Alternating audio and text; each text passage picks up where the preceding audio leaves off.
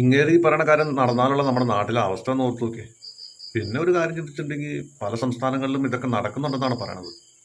എന്താവും ഇനിയുള്ള കാലത്ത് ഇതൊക്കെ വന്നു കഴിഞ്ഞാലുള്ള അവസ്ഥ? എന്തായാലും കേട്ടു.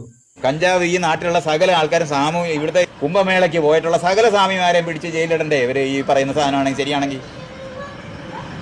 ലോകം മുഴുവനും കഞ്ചാവ് ലീഗലൈസ് ചെയ്തുകൊണ്ടിരിക്കുകയാണ്. അതെന്താണെന്ന് ഇവരെന്താ അന്വേഷിക്കാത്തത്?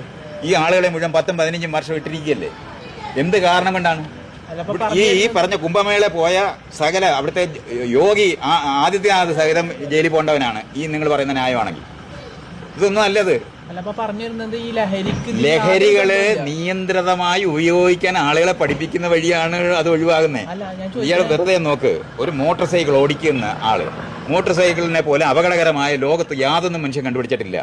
സകലരുടെയും അംഗവൈകല്യം ഉണ്ടാകും, മരിക്കുകയും ചെയ്യും. നിങ്ങൾ കണക്കെടുത്ത് നോക്ക്. കേക്ക്, ആ നിൽക്കുന്ന മോട്ടോർ സൈക്കിൾ ഓടിക്കാൻ പഠിപ്പിക്കുകയാണ് നമ്മൾ ചെയ്യാറുള്ളത്. നിയന്ത്രിതമായ സ്പീഡിൽ ഓടിക്കണമെന്നാണ് പറയുന്നത്. ലോകത്ത് ഏത് വസ്തുവും മനുഷ്യർക്ക് ഉപയോഗിക്കാനൊക്കും, അത് നിയന്ത്രിതമായി ഉപയോഗിക്കുന്ന വഴി.